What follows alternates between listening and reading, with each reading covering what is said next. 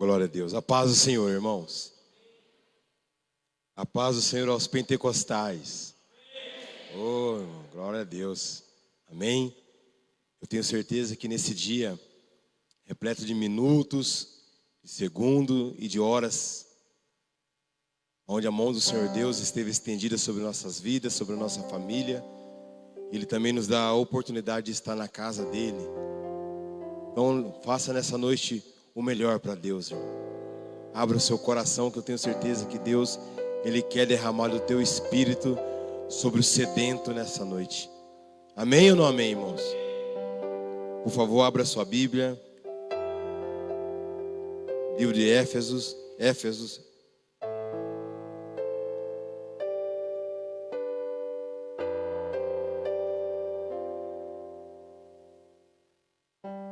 Efésios, capítulo de número 5, que é o tema da campanha, né?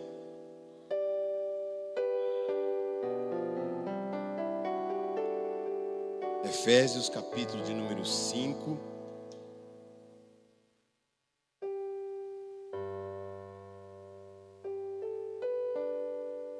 Efésios, capítulo de número 5, versículo de número 18.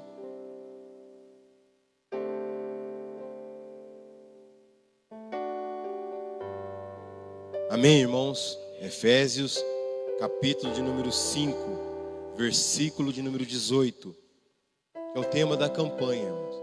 Amém? E não vos embriagueis com vinho, em que há contenda, mas enchei-vos do Espírito Santo. Agora você ainda com a sua Bíblia aberta, só você voltar um pouquinho. Livro do profeta Isaías, capítulo de número 44. Isaías 44.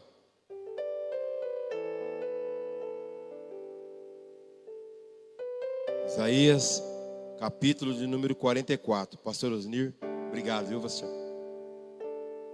Glória a Deus. Isaías, capítulo 44. Amém? Agora, pois, ouve, ó Jacó, servo meu, e tu, ó Israel, a quem escolhi. Assim diz o Senhor, que te criou e te formou desde o ventre, e que te ajudará. Não temas, ó Jacó, servo meu, e tu, Jesurum, a quem escolhi. Porque derramarei água sobre o sedento, e rios sobre a terra seca. Derramarei o meu espírito sobre a tua posteridade, e a minha bênção sobre os teus descendentes. E brotarão entre a erva, como salgueiro junto aos ribeiros das águas. Este dirá: eu sou do Senhor. Aquele chamará o nome de Jacó, e aquele outro escreverá com a sua mão: eu sou do Senhor. E por sobrenome tomará o nome de Israel. Amém? Antes que você se assente, fala para o seu irmão: dá lugar hoje. Não, mas fala olhando o olho dela, não. Fala olhando o olho dele, fala: dá lugar hoje. Não pode abraçar, mas pode falar: dá lugar hoje. Amém? Pode se assentar, glorificando ao Senhor.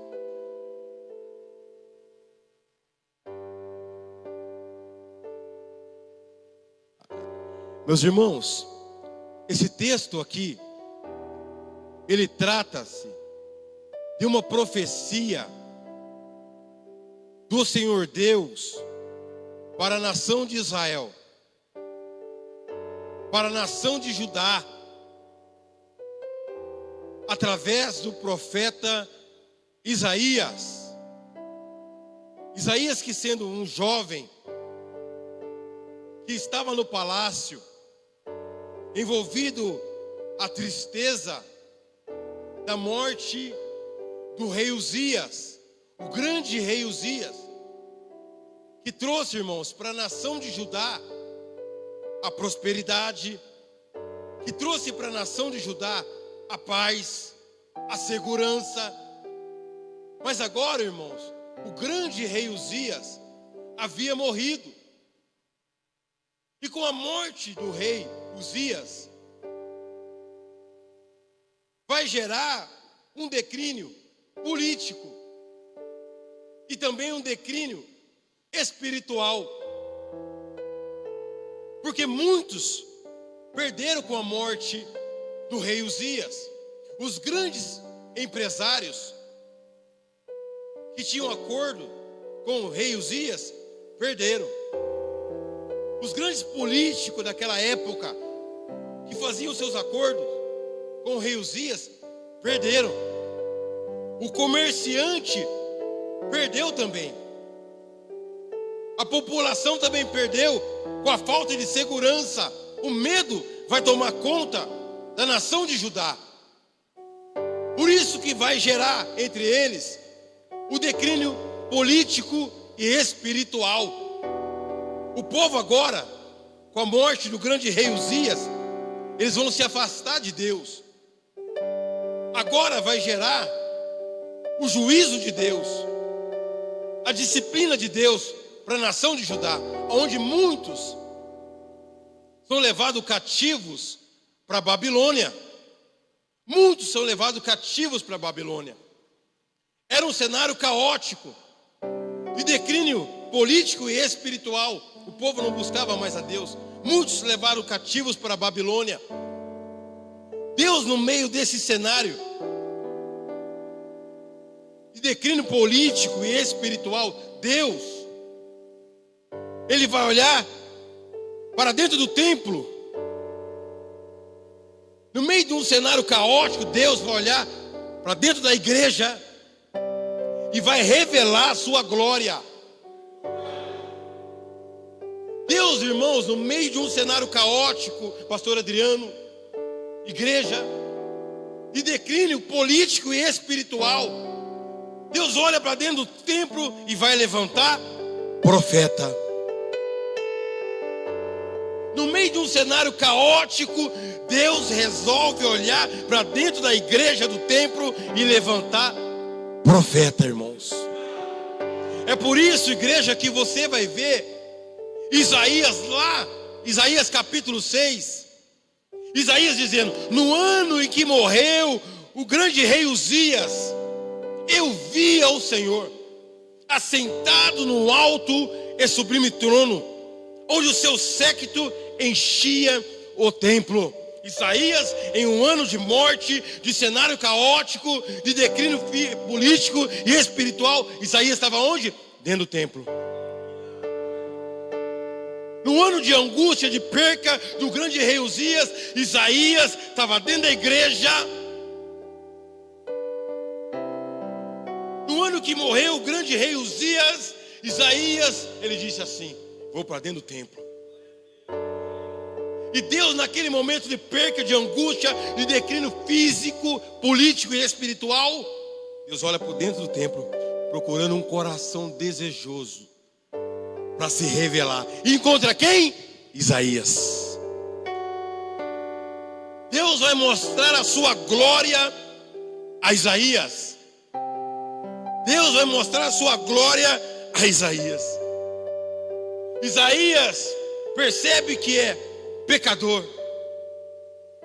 Isaías percebe que tem os lábios impuros, mas Deus toca nos lábios de Isaías e purifica.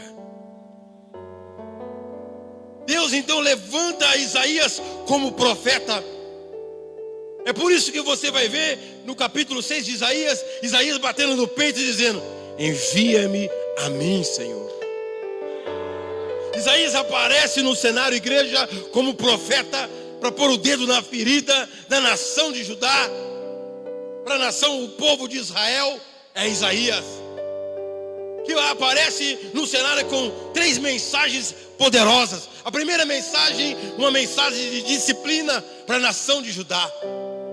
Tem hora que ele olha para a liderança da nação de Judá e vai dizer: os bois conhecem o seu dono, o jumento sabe aonde está a manjedoura, mas o povo de Israel não reconhece a Deus. A segunda mensagem que ele pregava era uma mensagem de conserto, para trazer à memória do povo o que Deus tinha feito, mas o povo esqueceu. O povo havia se esquecido das pragas que invadiram o Egito, de mais de 3 milhões de israelitas que saíram do cativeiro, do mar que abriu para a direita e para a esquerda, e o povo passou com pés enxutos. O povo havia se esquecido. O povo se esqueceu da coluna de fogo que aquecia eles durante a noite no deserto, a nuvem que fazia sombra para eles durante o dia, no calor insuportável do deserto, do maná que caiu do céu, da rocha que jorrava água. O povo havia se esquecido. Isaías prega uma mensagem de conserto para trazer a memória do povo. A terceira mensagem que Isaías pregava era uma mensagem de renovo, de promessa, dizendo que Deus ia avivar o seu povo, que haveria um renovo espiritual na nação de Judá. É Isaías. Isaías, ele vai pregar cerca de mais de 50 anos pregando essa mensagem. Isaías morre, o povo não dá ouvido. A segunda remessa é levada para o cativeiro babilônico. São levados para o cativeiro babilônico. E lá no cativeiro, parece que vejo, quando a ficha cai, irmãos, no meio do chicote no lombo, no meio da humilhação, no desprezo, a ficha cai. O povo vai olhar um para o outro e vai dizer: nós estamos envolvidos com a nossa idolatria, te afastamos de Deus, olha onde a gente veio parar. Isaías pregou, mas nós não ouvimos a profecia, a pregação de Isaías. O povo estava arrependido no meio do cativeiro, e com isso o arrependimento move o coração de Deus, irmã. É por isso que você vai ver, segundo a Crônica 7,14, Deus dizendo: se o meu povo, que se chama pelo meu nome, se humilhar, se orar, deixar os seus maus caminhos, eu ouvirei do céu, eita glória, perdoarei os seus pecados e sararei a sua terra. É por isso que em Jeremias 33,3 aparece Deus dizendo: ei, clama a mim e responder-te-ei grandes coisas que não sabe. Um coração arrependido, irmão, move o Senhor. Deus então, por causa do arrependimento do povo, Deus vai fazer uma promessa. Uma promessa de um avivamento para a nação. Deus então faz uma promessa para aquele povo ali, irmãos. Que promessa é essa? Que Deus enviaria, derramaria água sobre o sedento. Deus derramaria do teu espírito sobre um coração desejoso. Há uma promessa de Deus, irmãos, para um avivamento. Há uma promessa de Deus, que Deus vai derramar água sobre um homem e uma mulher, um jovem sedento. Há uma promessa de Deus de um avivamento. Há uma promessa de Deus, irmãos. Deus, ele derramou do teu espírito lá no século 18. Deus derramou do teu espírito no século 20, na África e na Coreia. Deus vai derramar o teu espírito no século 21. Na nação brasileira, quem sabe não é hoje, porque há uma promessa de um avivamento, irmãos. Há uma promessa, igreja, de um avivamento em um país marcado por muitos incêndios. A nossa nação, ela é marcada, irmãos, por incêndios. Os mais velhos vão lembrar daquele incêndio em São Paulo, no edifício Joelma, onde mais de 400 pessoas morreram. Aonde o noticiário mostrava as pessoas pulando daquele prédio altíssimo. A televisão mostrava aquele grande edifício pegando fogo e as pessoas pulando de lá. O incêndio em São Paulo, no teatro, onde morreu ali uma pessoa, não parou de mostrar a semana toda. Onde naquela boate Kiss, onde mais de 200 jovens morreram queimados, não parou de mostrar. A nossa nação mostra, motivada, mostrada por incêndios. Mas eu creio, irmãos, eu creio que vai chegar um dia, quem sabe não é hoje, que o noticiário vai dizer: as igrejas evangélicas estão pegando fogo. Quem passa na rua, olha lá dentro, há um fogo dentro da igreja. Parece que os crentes lá dentro estão embriagados. Talvez um louco vai dizer: ei, não estão embriagados não. Eles estão cheios do Espírito Santo de Deus. Deus derramou do teu Espírito na reforma. Deus derramou do teu Espírito na vida dos apóstolos. Há uma promessa, irmãos, que Deus vai derramar do teu Espírito. Há um coração sedento. Profeta Joel, capítulo 2, 28. Deus dizendo, não é conversa de pregador para fazer agenda e ganhar tapinha nas costas, mas Deus está dizendo: ei, derramarei do meu Espírito sobre toda a carne. Filhos e filhas profetizarão, os velhos terão sonhos, os jovens terão visões, servos e servas serão cheios do Espírito Santo de Deus. Há uma promessa de um avivamento, irmãos, de um homem, de uma mulher, de um jovem com coração desejoso em ser cheio do Espírito Santo nesses últimos dias. Será que nós queremos, irmãos, ser cheios do Espírito Santo de Deus? Como eu faço para ser cheio, negão, do Espírito Santo de Deus? Como eu faço para ser um jovem cheio do Espírito Santo? Como eu faço para ser um homem cheio do Espírito Santo de Deus? Primeira coisa você tem que saber: o corpo tem que estar preparado. O corpo tem que estar preparado para receber o Espírito. É por isso que você vai ver o apóstolo Paulo preso em uma prisão não como nós conhecemos, mas uma prisão que podia receber visita. E quando ele recebe uma visita, alguém vai dizer: a igreja que você pregou lá em Éfeso, que você destruiu os deuses, que as pessoas jogaram seus livros de feitiçaria e aceitaram a Jesus. Sabe, Paulo? Sei. Estão longe de Deus, estão envolvidas com outras coisas. E apóstolo Paulo, dentro daquela cadeia, vai escrever. Chegando nesse versículo aqui que nós lemos: não vos embriagueis com vinho, aonde há contenda, mas enchei-vos do Espírito Santo de Deus. O corpo tem que estar preparado para receber. O apóstolo Paulo está dizendo para mim e para você: não vos embriagueis com vinho, aonde há contenda, mas enchei-vos do Espírito Santo de Deus. Vinho na Bíblia, irmãos, fala de alegria. Quem bebeu aqui sabe do que eu estou falando. Eu vou para a balada. Chegava na balada, não podia ficar careta, tinha que tomar uma. Tomava uma, ficava alegre, começava a conversar.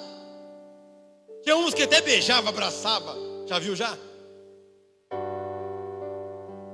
Por quê? Está envolvido na bebida, que traz o quê? Uma alegria passageira. Quando passa aquilo, ressaca, dor de cabeça, gastou o dinheiro. Paulo está dizendo para a igreja de Éfeso: ei, e para mim e para você, não se envolva com essas coisas passageiras. Não se envolva com essas coisas passageiras, isso passa. Como assim, negão? Aplica para nós. Está passando muito tempo no Zap Zap, irmã.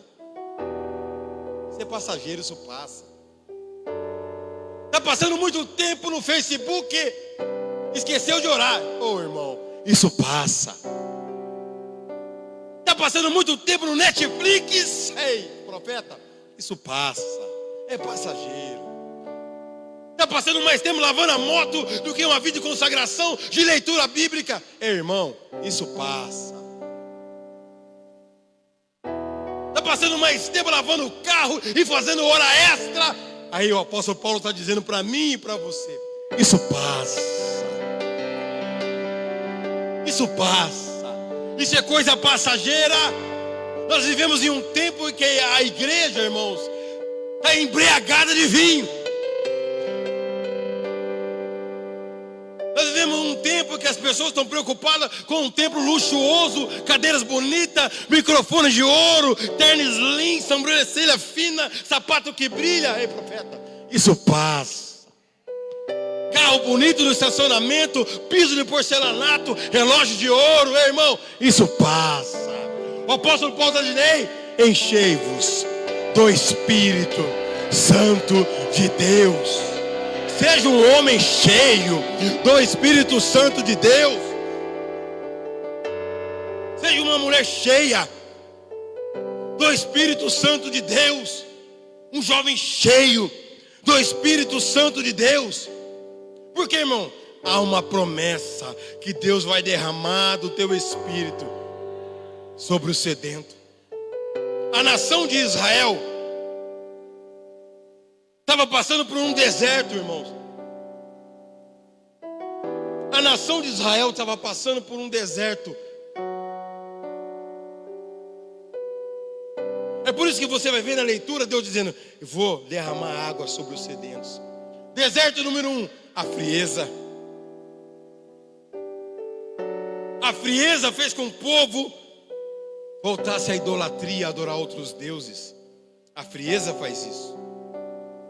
Quando o crente ele fica frio, deixa Deus de lado e começa a praticar idolatria. Não é adorar a imagem não, irmão. Ele adora mais o carro, ele adora mais a moto, ele adora fazer hora extra, esquece as coisas de Deus. Ele esquece as coisas de Deus. A frieza faz isso. Ele acredita mais na sua qualificação, no seu estudo, do que nas coisas de Deus. Prega bem, que é uma beleza. Toca, que é uma beleza. Fala bonito. Mas e as coisas de Deus? E a presença? E a presença? Deus que diz assim: não precisa de tudo isso, não. A nação de Israel estava envolvida na frieza. Segundo deserto que a nação de Israel estava envolvida, irmãos, era com a fraqueza das coisas do mundo. Tudo que o mundo ditava, o povo ia e copiava. Tudo que o mundo ditava, a moda, o povo ia lá e fazia. Parece que vejo os crentes da nossa geração, irmão. Tudo que a moda dita, ele vai e copia. Tudo que a moda dita, ela vai e faz. Tudo que a moda dita, ele vai e copia. O terceiro deserto que a nação de Israel estava envolvida, irmãos, era a insatisfação em Deus. Buscar Deus para quê? Jejuar para quê? Acordar de madrugada para quê? Subir monte, você está louco, negão? Para quê? A insatisfação em Deus. Não liam mais, não meditavam mais, se afastaram de Deus. E Deus, olhando para esse deserto, está dizendo: vou derramar água sobre o sedento. Será que tem alguém sedento aqui para se encher do Espírito Santo de Deus?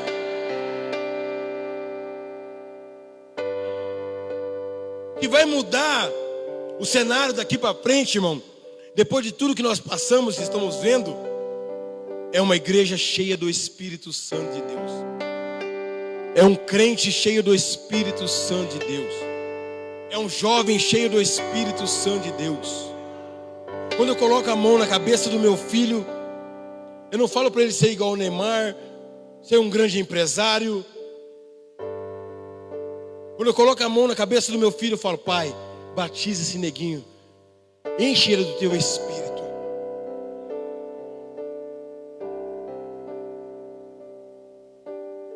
Comece a fazer essa oração dentro da sua casa. Enche minha mulher do teu Espírito. Enche meu filho com o Espírito Santo. Batiza ele, Jeová. Pega ele.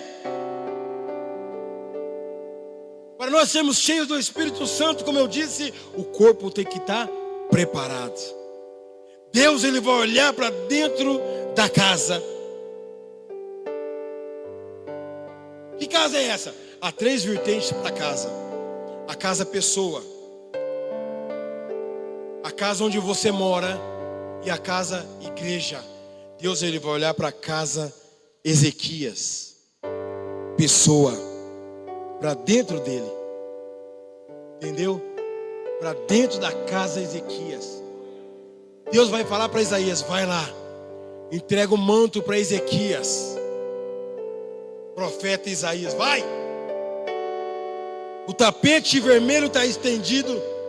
Anunciar o profeta, e lá vem o profeta Ezequias, talvez sentado no seu banco, na sua cadeira luxuosa. Lá vem vindo o profeta. O que ele vai entregar agora? A gente já orou lá atrás, dentro do templo, contra Senaqueribe, e agora ele vai invadindo o palácio. E lá vem o profeta Isaías.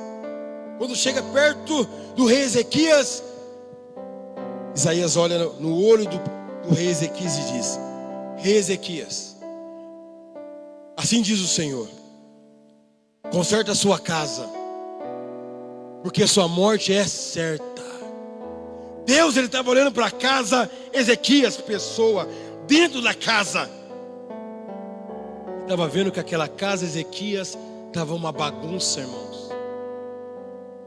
O que faltava? Talvez, diante da vitória contra os 185 mil soldados de Senaqueribe, talvez na caminhada subiu para a cabeça.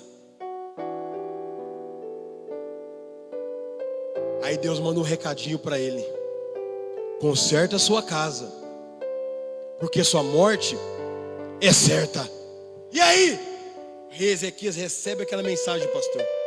Recebe aquela mensagem do profeta.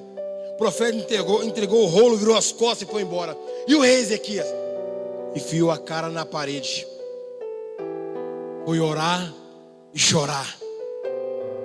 Aí você percebe na oração do rei Ezequias, ele está dizendo: lembra, Senhor, que eu sabia fazer o que era reto aos teus olhos.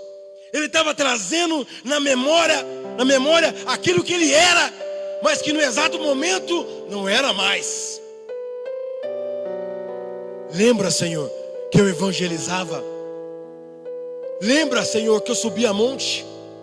Lembra que 3 horas da manhã eu estava lá de joelho orando, mas 6 horas da manhã já estava pegando ônibus. Lembra, Senhor. Lembra que eu consagrava. Lembra que eu passava o dia todo em jejum. Está trazendo a memória aquilo que ele era, e no exato momento não era mais. E a lágrima começou a cair. E aí, a casa estava sendo arrumada. Sabe o que falta para nós sermos cheios do Espírito Santo? Arrumar a casa. É por isso que muitas vezes você entra na igreja e fala: o pregador não pregou muito, não, o culto não foi bom, a palavra não foi boa, não senti nada. E a casa? E aqui dentro, irmãos? E aqui dentro, igreja? Percebe que a igreja, ela vem perdendo a força, irmãos. De protestante viramos evangélico, de evangélico viramos crente, de crente viramos gospel. A igreja vai perdendo a força. Aí eu venho como profeta hoje dizer para você: há uma promessa de um avivamento. Irmã, Conserta aqui dentro, ó.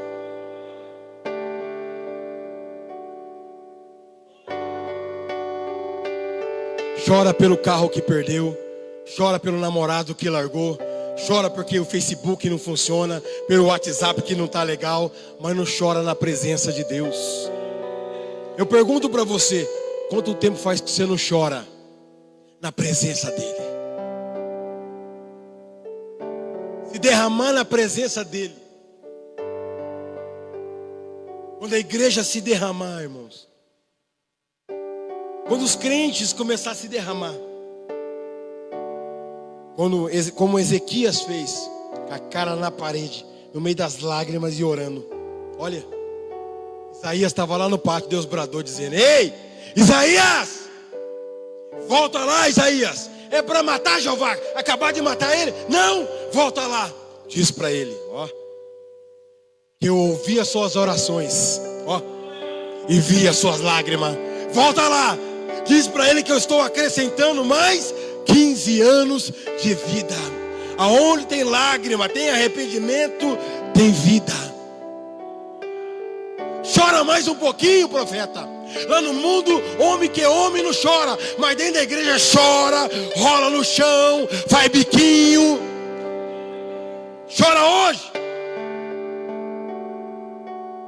Chora hoje, irmãos. Chora hoje, profeta. Para receber um avivamento, a casa tem que estar arrumada. Conserta a casa, Ezequias. Conserta a casa. Você pode falar isso para o seu irmão? Conserta a casa. Fala, profeta. Conserta a casa. Porque só dentro de casa, nessa pandemia aí, irmãos, Netflix foi liberada, as novelas lá de 1900 bolinha foi liberada, e está se enchendo tudo isso. Rede de esgoto. Vai se enchendo de rede de esgoto. Aí chega na igreja agora, irmãos, olha, irmão, você passa nos botecos. Os botecos, os caras estão tudo se abraçando, beijando lá dentro, sem máscara na cara, tá tudo lá. Aí você entra na igreja, olha os crentes como é que vem. Você olha, Jeová, não era para ser assim. Era para entrar, sabe, irmão, quebrando tudo. Mas não, parece que está tudo estroncado. Por quê? A casa. A casa. Deus quer mover o teu espírito, derramar água, irmão, sobre o sedento. Que nessa noite levante um louco para bater no peito e dizer: eu quero. Eu quero. A segunda coisa, eu termino, irmãos. Para nós receber este avivamento, temos que ser humildes. A humildade. Humildade. Quem olhava para aquele negro cego de um olho, chamado William Seymour, lá na rua Azusa, não dava nada. Aonde vai esse negro cego de um olho? Os cultos começavam, e William Seymour ficava do lado de fora, porque o negro não podia entrar e fazer culto com os brancos. E aquele negro cego ficava do lado de fora, olhando para o culto fervoroso lá dentro, dizendo: eu quero. William Seymour se transformou no maior avivalista da rua Azusa. Por quê? Simplicidade. Simplicidade. Deus vai derramar o teu espírito em um coração humilde e simples. Humildade não é ser bobo, não, irmão. É ser simples, humilde. Por quê, irmãos? Tudo passa. Passa. Aí você vai ver Martinho Lutero no meio de uma praça, em um lugar, numa residência humilde, simples. Martinho Lutero no meio daquela praça, numa residência simples, humilde, um púlpito de madeira pregando. E os grandes pregadores da Inglaterra, os grandes pregadores, iam lá, onde estava o Martinho Lutero. Na simplicidade, sentava ao lado de operários, analfabetos, de mão suja, para ouvir a palavra e ver os milagres de Deus. Perceba que as grandes paróquias, os grandes templos da época, mas Deus vai manifestar a sua glória num lugar simples e humilde.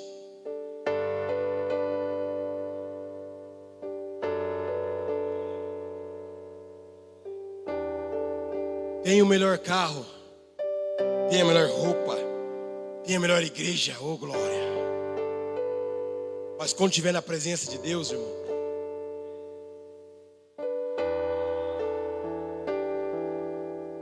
quando você entra na presença de Deus, você esquece tudo e fala: Deus, estou aqui, ó.